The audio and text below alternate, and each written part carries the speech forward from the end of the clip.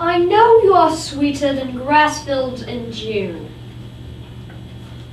and bright as a single star watching the moon.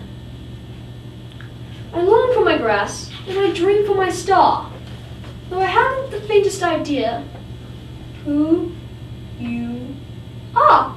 As the young king of Workaday finished writing his poem, Selena the housemaid knocked on the door.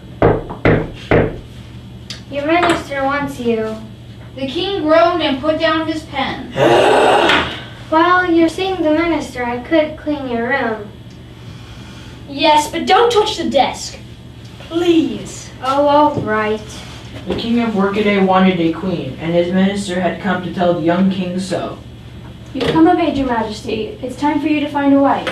She must be a princess. What princesses are there? Asked the young king, whose name was John, because the name John had always worked well. No nonsense about it.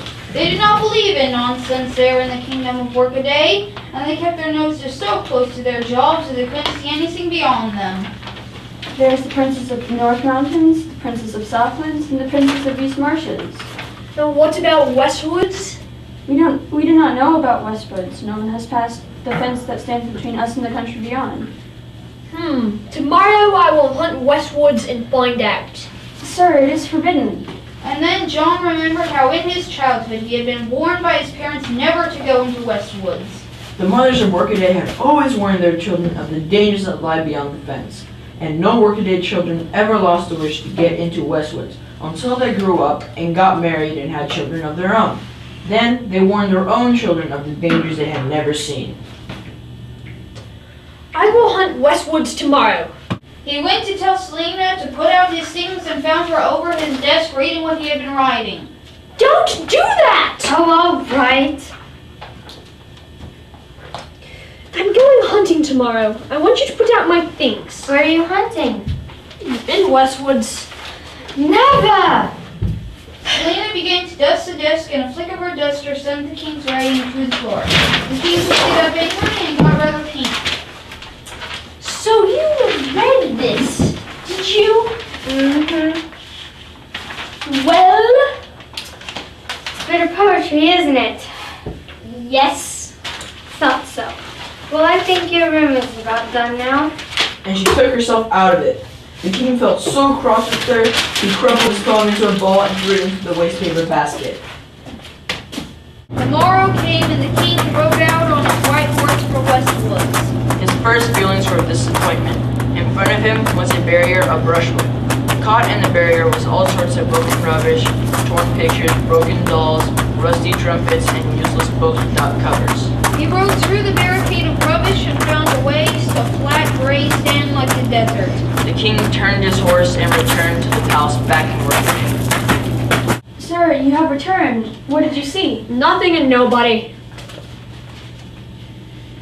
Selena, pack my trunk. Where for? North Mountains to see the princess. You'll want your fur coat. The king saw his poem becoming useful too, but on looking in his wastepaper basket, he found that Selena had emptied it.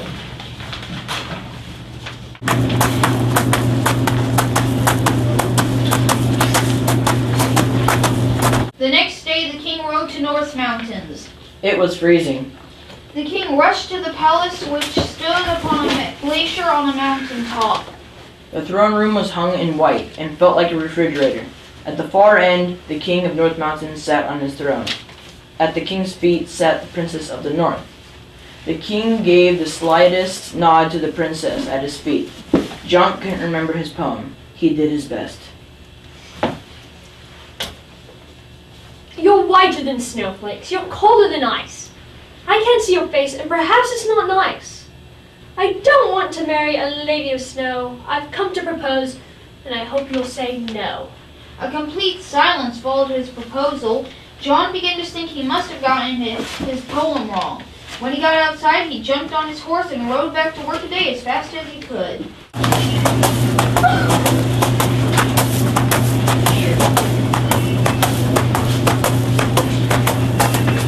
His minister was waiting. When will the wedding take place? Never! Selena, light a fire! How did you like the princess of the north? I didn't. Not at all. Didn't have ye. Learn your place, Selena. Oh, all right. Anything more? Yes, unpack my bag and pack it up again. Tomorrow I'm going to see the Princess of the Southlands. You want your straw hat?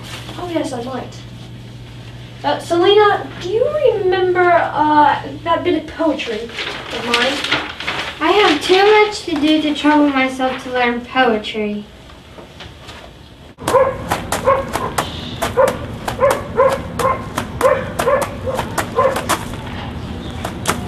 The next day the king set out for Southlands. By the time he arrived, the sun burned so fiercely that the sweat poured down the king's forehead. There, on a golden couch, reclining the king of Southlands, with the princess on a mass of golden pillows at his feet. The princess was beautiful, saw John, only very, very stinky. Her father was still stinkier. I have come to woo your daughter. The king's smile grew, and so did his stench. John thought he'd better begin, but the words and energy failed him, and he decided to recover, if he could, his lost poem. My nose is offended. Too much you perspire. You're much more stinky than I could desire. When I see you, my courage commences to ooze. I've come to propose, but I hope to refuse. The princess yawned in his face. As nothing else happened, John made his way onto his horse and headed back to work a day. I don't think that could have been the point. His minister was waiting. Are you and the princess of the south of one mind? Entirely. Then when does she become your bride? Never. Selena, bring me an iced orange squash. She made them very well, and soon had one ready for him. While he drank it, she asked,